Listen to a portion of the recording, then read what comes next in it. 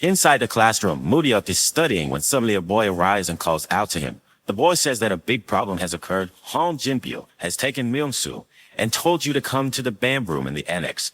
Muryuk is shocked and asks, "What?" He then starts running quickly down the corridor of the school, thinking that as expected, no matter how much he tries to avoid it, things happen as they are meant to. As Muryuk runs, Hyun-sung joins him and says, "Muryuk, what do you mean by Myung-soo being taken away by someone named Hong Jinpyo?" Muryuk stands still from running, stopping Hyun-sung and saying, "Hyun-sung, I'll handle this myself. You just stay here." Hyun-sung says, "What are you talking about? How can I just stand here while Myung-soo has been taken away by those random bastards?" Meanwhile, Muryuk thinks that after hard training for 1 year, Hyun-sung has emerged as a promising judo talent in Busan. If he gets involved in such a school violence incident, he might have to give up his dreams. Muryuk places a hand on Hyun-sung's shoulders and explains, "Calm down. You are an athlete. If you get involved in these kinds of things, it will negatively impact your college admissions."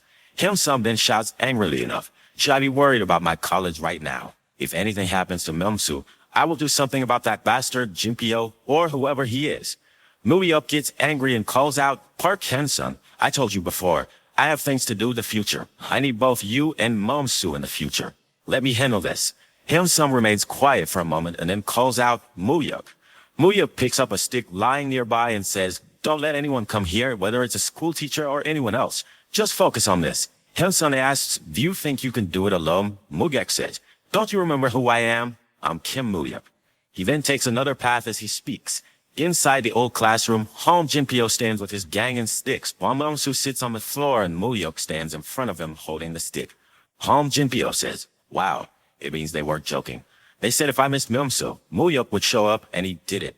If you hadn't shown up, I would have broken this boy's ankles and sent him over too." He was in Myung-soo and says, "You're lucky, isn't it?" Myung-soo, injured, looks at Muryuk and asks, "What are you doing here?" Muryuk angrily says, "If you had something to discuss with me, you should have come to me. Why are you messing with my friends?"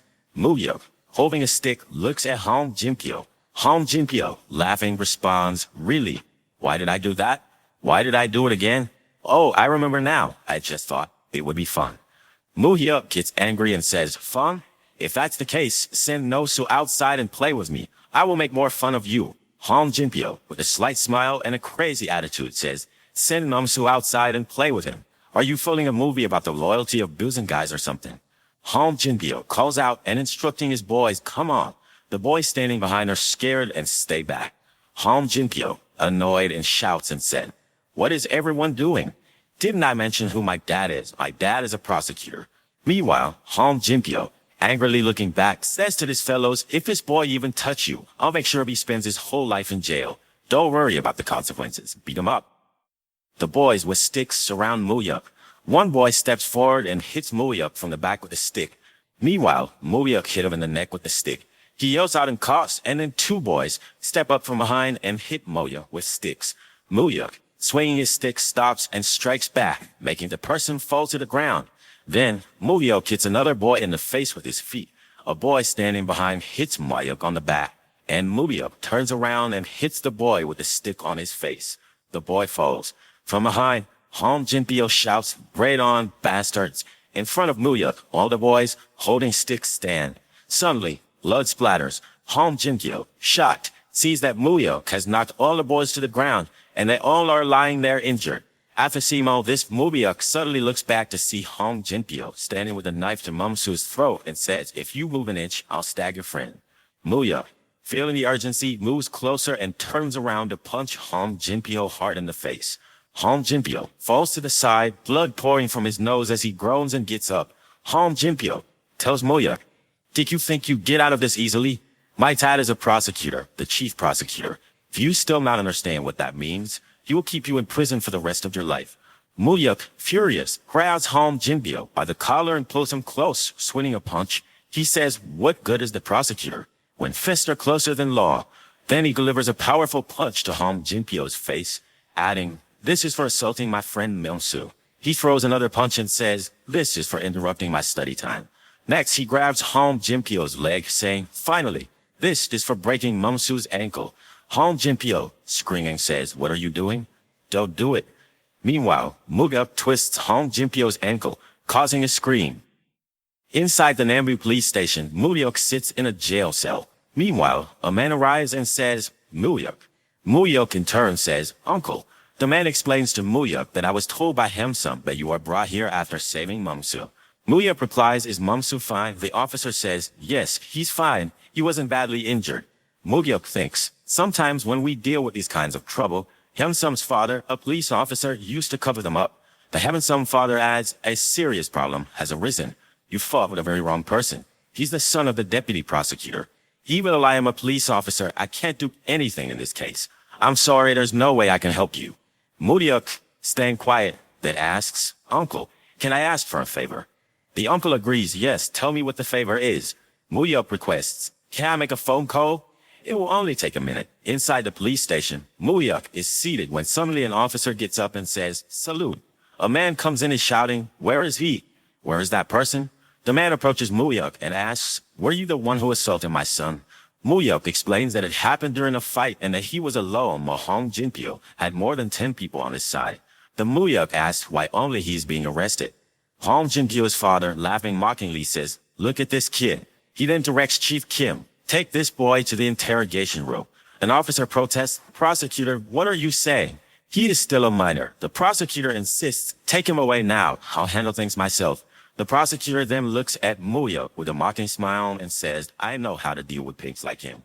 Muryuk and the prosecutor are seated inside the interrogation room. The prosecutor says, Ivor, you were famous back in the day too.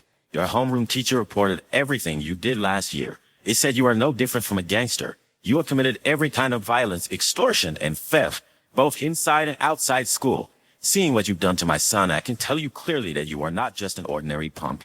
Muryuk suddenly recalls the teacher, that animal abuser rascal. Muryuk says, I was just defending myself at that time. If it hadn't been for this, I would have been seriously injured. The prosecutor responds, so, you're saying this was self-defense? I ask you again, answer properly. Why did you do this? Muryuk says, I heard that my friend was taken. When I went to check, Jinpyo and his gang attacked me. I had no choice but to fight. Did I do something wrong? The prosecutor says, that's not going to work. He takes off his belt from his pants and ties it around his hand, laughing mockingly. I need to teach a lesson to you. He then tells the other officers, grab this punk. He delivers a powerful punch to Muryuk's face, causing blood to flow from Muryuk's mouth. The prosecutor says, say it again. What were you saying? Why did you do this? Then he punches Muryuk's face again. Muryuk's face becomes bruised and he continues, it was self-defense. The prosecutor, furious, says, this young punk has brought out the rage in me. I won't get rid of this rage with another punch. He punches Muryuk's face again. The officer standing nearby watching shocked. The officer sees Muryuk and says, now tell me, why did you do this? Muryuk says, I already told you it was self-defense. The prosecutor says, the more you resist, the worse it'll be for you. Don't you understand? I'll ask you one last time. Did you attack first with a weapon? Is that wrong or not? Muryuk says, I told the truth. Jinpyo was carrying a knife. The prosecutor gets angrier and pointing at Muryuk says, damn it, this is making me back to my old days. Tie him to the chair. One of the officers standing behind asks, what really? Should we tie him up? The prosecutor says, damn it, don't make me repeat myself. Are you looking down on me? The other officers respond, no, sir, and they tie Muryuk up, gripping his arms tightly. The prosecutor, seated, holds a needle-like object in his hand and says, Muryuk, you brought this upon yourself, and you know that. Don't blame me for this. He inserts the needle under Muryuk's fingernail. As the needle goes in, Muryuk starts laughing. The prosecutor is suddenly shocked. You bastard, why are you laughing? Are you so scared that you've lost your mind? Muryuk, with a provoking laugh, says, like father, like a fucking son. You both sure love waiting around those stupid old tools. The prosecutor grows angry and shouts, you bastard. He stands up yelling, hold him tightly. Just then, Chief Kim walks in and says, prosecutor, prosecutor. The prosecutor yells back, what is it? Why are you interrupting me? I'm not done here. The chief replies, well, you see. When the prosecutor turns to look, a man in a suit enters the room. Chief Kim announces the district attorney is here. District Attorney Yu Chang-o, Musan District Public Prosecutor's Office Chief Prosecutor, walks in. The prosecutor, surprised, says, Yoon, what are you here? Before he can finish his sentence, Mr. Yoon punches him hard in the face. The prosecutor's glasses fly off to the side. Mr. Yoon says, did you think this was the Fifth Republic? What the hell are you doing to a kid? He grabs the prosecutor by the collar and pulls him close. You bastard, if you want to die alone, then why are you causing problems in Busan? Don't you know that I'm supposed to go to Seoul soon? The prosecutor said, wait, what are you doing this? Mr. Yoon says, don't you know whose grandson he is?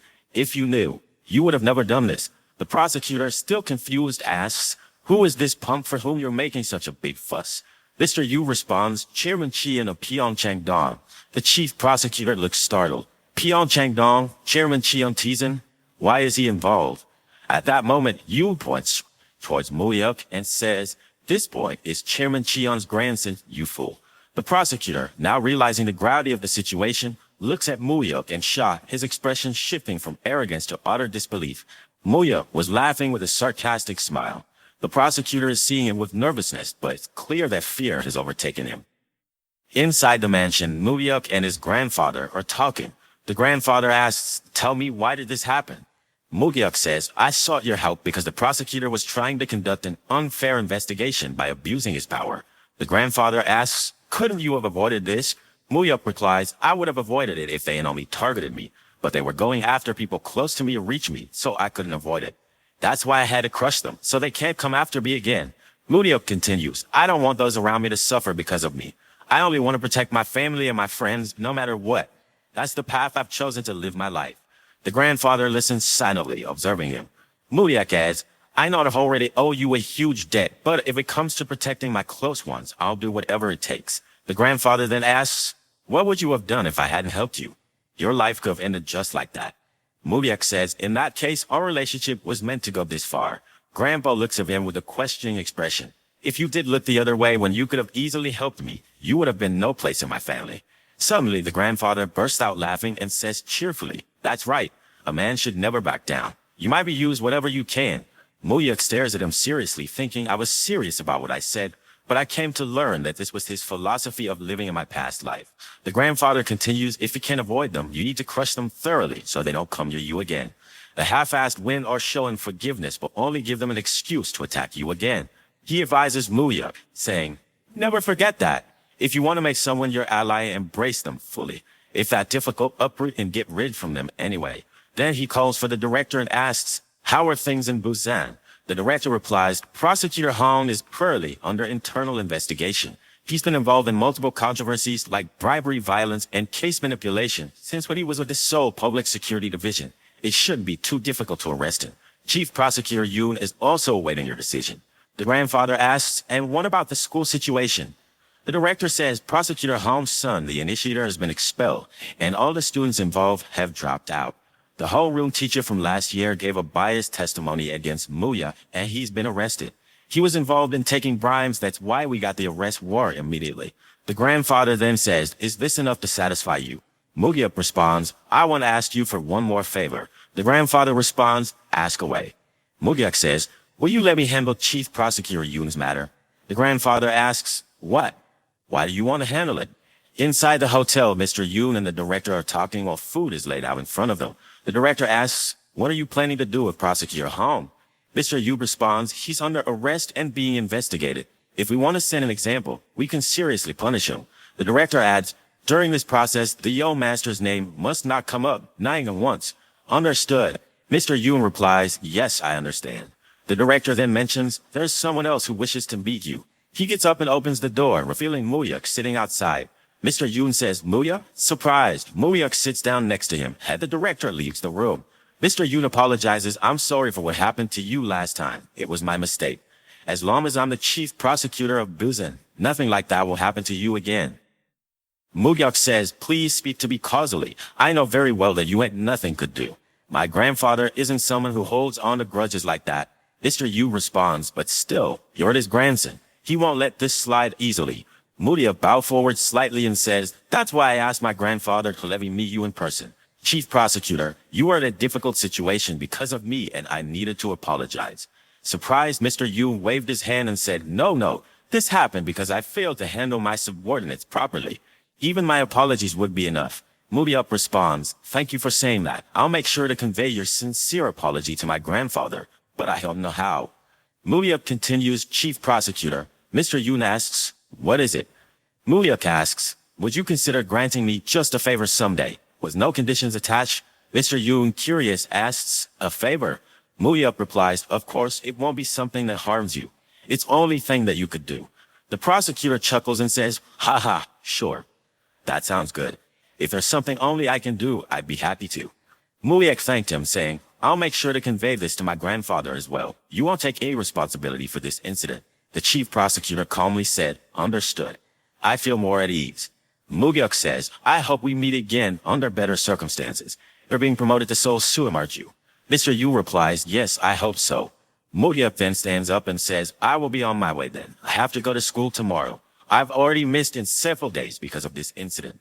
Mr. Yoon Simulin says, you're still a student, ha? Ha! See you again in the future. Muyuk exits the room, and as he leaves, Mr. Yoon thinks to himself, Muyuk is surprisingly calm and skillful at handling people, especially considering he's just a high school student. As expected from the bloodline of Chairman Cheon, the lone Shark King of Myeongdong. After that, Muyuk's life returned to normal. His school life went without any problems, focusing on his studies. No-soo also became busy with his academic work.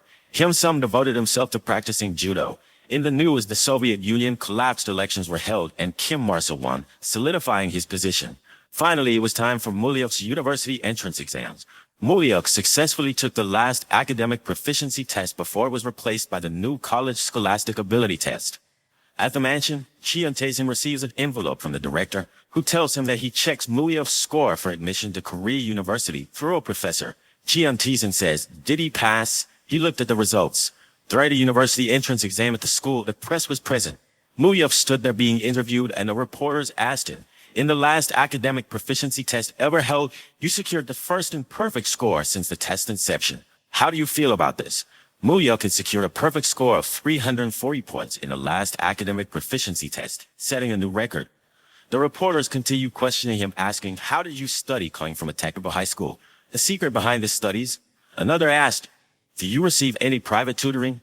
They asked, bombarding him with questions. Muyuk, slightly confused but happy, placed his hand on his head and said, no, I never attended private tutoring or any academies. I only studied through textbooks. A reporter then asked, do you have any message of encouragement for your juniors preparing for next year's exams? Muyuk smiled and said, hello, everyone. Studying is the easiest thing in the world. Meanwhile, at the mansion, grandfather, holding Muyuk's results, smiled and said, look at him.